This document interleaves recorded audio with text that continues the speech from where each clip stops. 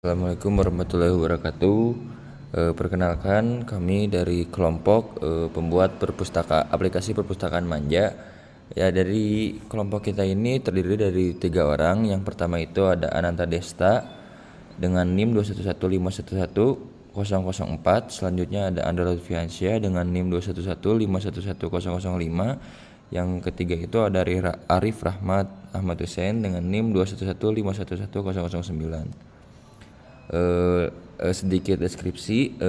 Perpustakaan manja merupakan aplikasi yang dapat digunakan untuk membantu seorang petugas dalam melakukan pencatatan transaksi dan pembuatan laporan.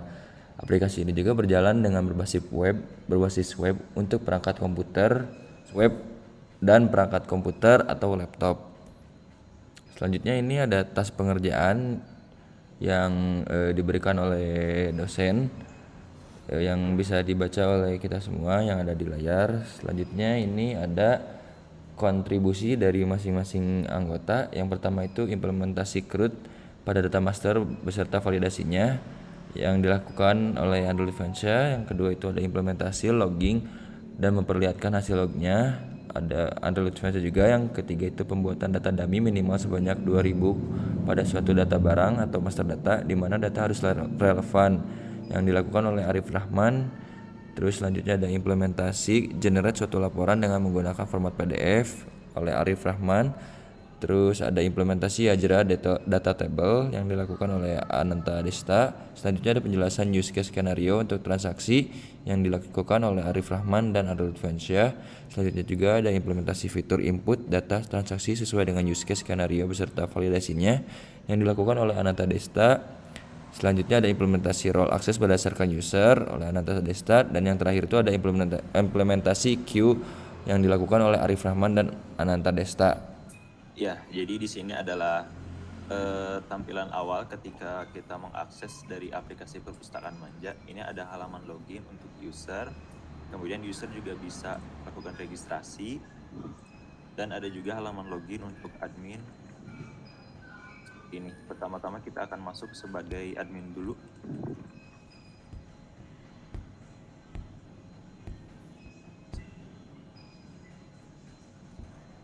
Berikut ketika sudah masuk ke halaman admin akan masuk ke halaman dashboard.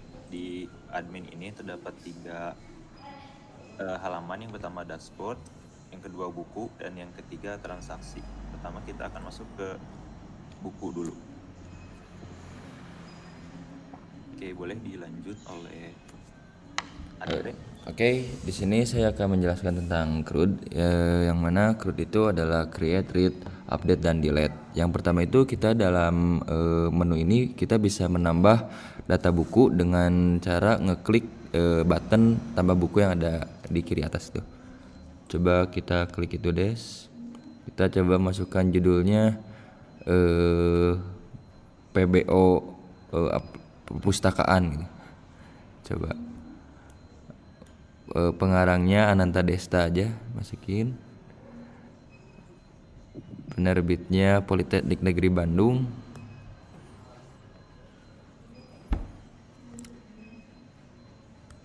Lalu tahun terbitnya 2022 aja sekarang berarti ya. Jumlah bukunya ada 10 deh. Deskripsinya kisah hidup perjalanan Ananta Desta di Politeknik Negeri Bandung. Nah, coba kita save data buku tersebut. Nah, si data buku tersebut udah langsung muncul ya, dan kita juga bisa ngelihat detail dari buku tersebut. Boleh diklik, Des, detail buku. Nah, untuk detail bukunya ini sama seperti yang tadi, data yang tadi. Coba kembali. Kita juga bisa nge-update ya, nge-edit dari isi data si bukunya. Kita coba edit, Des. Nah, kita bisa ngedit dari judulnya. Kita coba diedit, Des. Diganti jadi PBO perpustakaan manja aja ditambah. Pengarangnya ganti jadi Andre, coba deh. Dan yang lainnya cukup mungkin ya, gak usah diganti. perbarui. Nah, udah bisa langsung terganti ya yang ada di layar tersebut. Judulnya itu kan asalnya tadi PBO Perpustakaan, diganti jadi PBO Perpustakaan Manja, dan pengarangnya juga yang berasal dari Ananta Desta jadi Andre. Nah, kita juga bisa untuk menghapus dari data buku tersebut dengan cara kita ngeklik si button delete yang ada di kanan, yang ada di kolom action itu.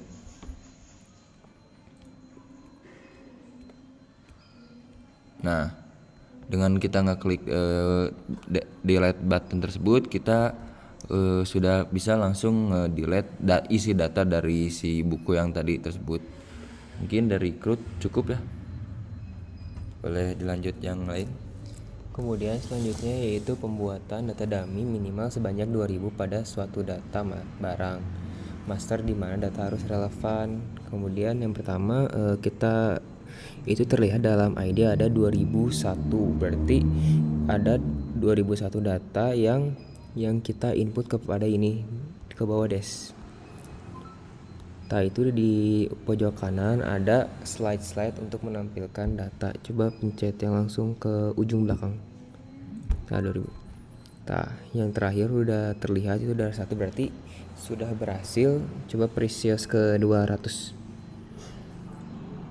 Previews. Nah, berarti sudah berhasil untuk pembuatan data dummy sebanyak 2000. Kemudian selanjutnya itu implementasi generasi suatu laporan dalam menggunakan format PDF.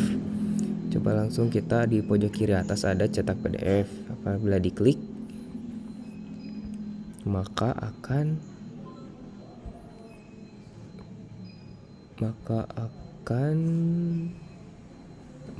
muncul untuk melakukan download pada data barang. Kemudian di sini dapat dilihat data-data barang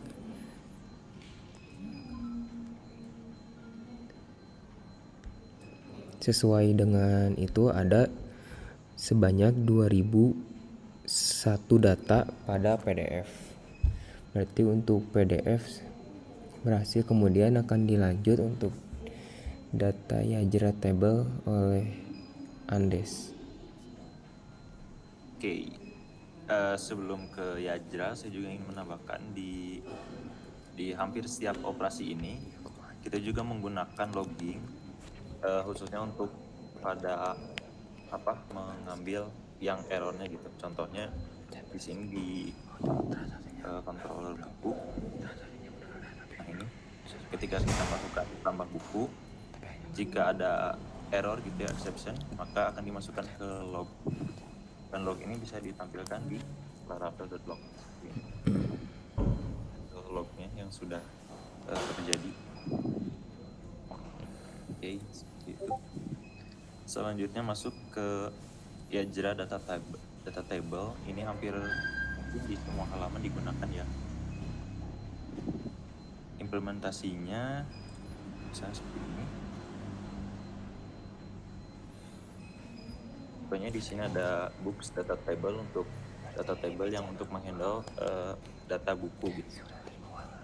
Di sini ada penambahan kolom action yang 3 tombol ini. Ini yang pertama ada detail ini untuk menampilkan data detail buku. Ini mengirimkan root ke halaman books.show dengan mengirimkan data ID bukunya. Kemudian ada juga root untuk mengedit buku. Dan yang terakhir ini ada untuk menghapus buku berupa form. Ya, kurang lebih sama, mengirimkan ID bukunya. Kemudian kolom yang di generate-nya itu ada ID, judul, pengarang, tahun terbit, dan jumlah buku, serta action juga. Dan ini sudah 2000 data ya. Jika kita geser satu-satu ini sudah loadingnya tidak terlalu lama. Sudah di server side.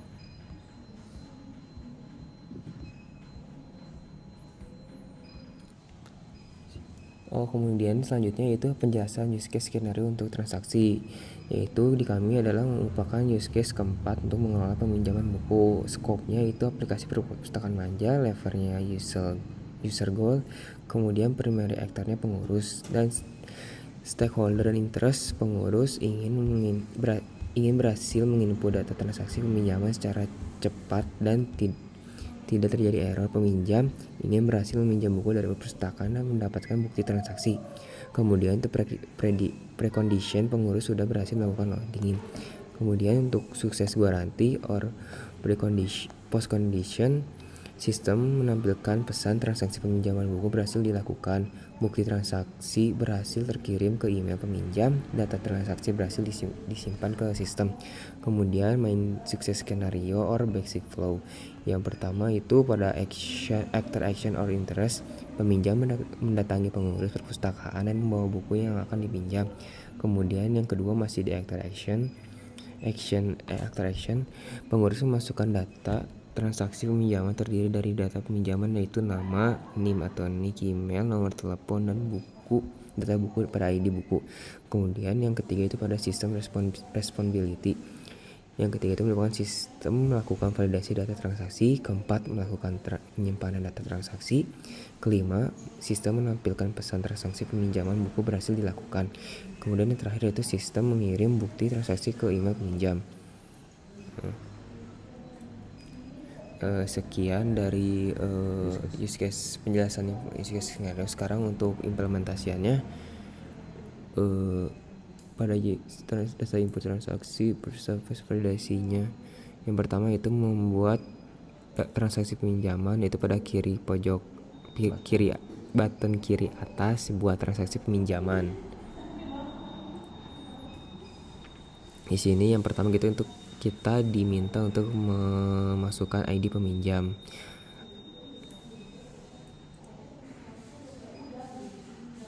Kemudian tambah buku.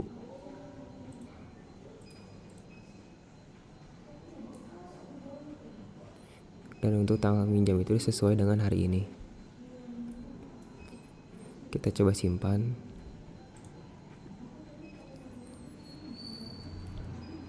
Simpan berhasil dengan nama Ananta Desta. Kemudian kita coba lagi apabila si ID-nya tidak terdaftar.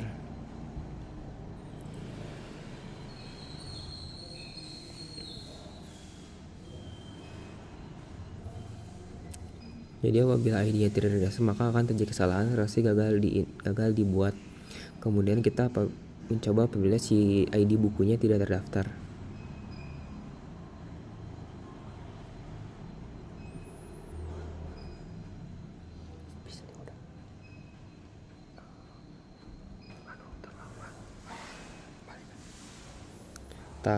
Kemudian maka kan ini jadi kesalahan pada transaksi. Kemudian kita akan mencoba pada apabila terlambat untuk mengumpulkan.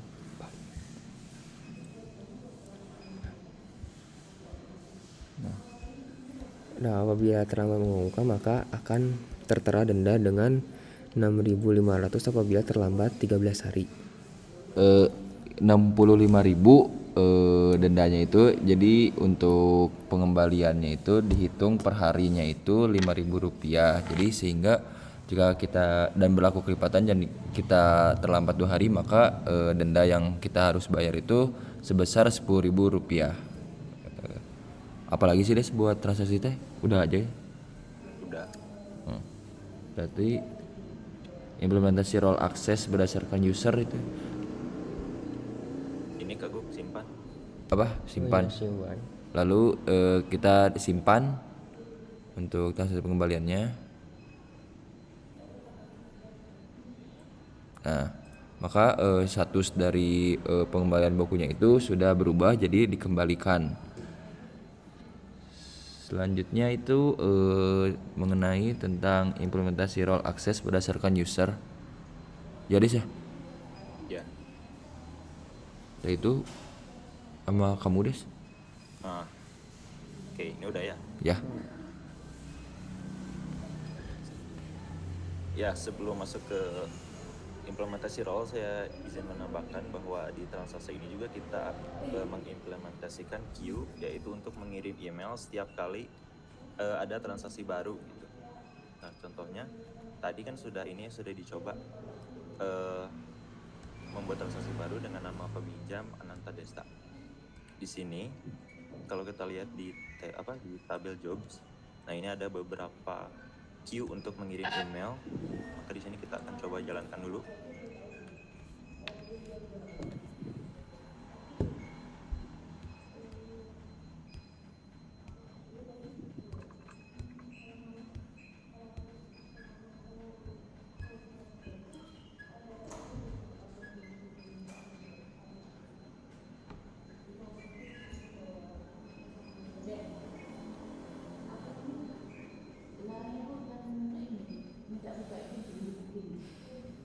Jadi terlihat dari sini bahwa ketiganya prosesnya sudah berhasil. Dan di sini saya untuk mencoba emailnya itu menggunakan mail trap.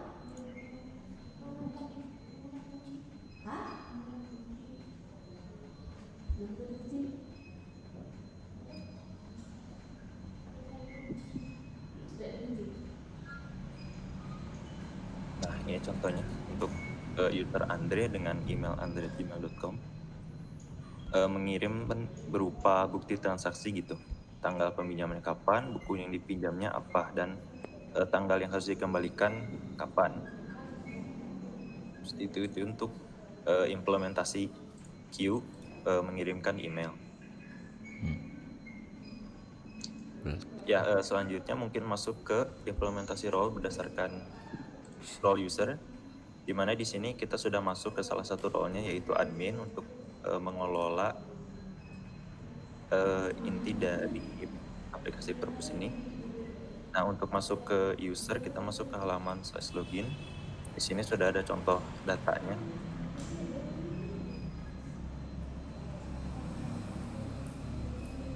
Di sini akan masuk ke halaman user. Di halaman user ini hanya ada dua halaman. Yang pertama home. Home ini untuk mencari data buku apa saja yang tersedia di perpustakaan Manja gitu. Ini juga menggunakan data table, bisa juga dicari seperti ini. Ya, untuk melihat ID-nya, pengarangnya, dan tahun terbitnya, judulnya juga. Dan untuk halaman yang kedua ini ada history, yaitu untuk melihat riwayat transaksi yang sudah pernah dilakukan si user ini di aplikasi ini. Contohnya di sini sudah ada data yang sudah dikembalikan dan ada yang sedang dalam peminjaman. Kalau kita klik detail, maka akan menampilkan detail dari peminjaman tersebut, dari nama, buku yang dipinjam apa, tanggal pinjamnya apa, terus tanggal kembalinya harusnya kapan, dan status peminjamannya. Ini dalam peminjaman, jika yang sudah dikembalikan seperti ini contohnya. Ini telat 10 hari, maka didenda 50.000.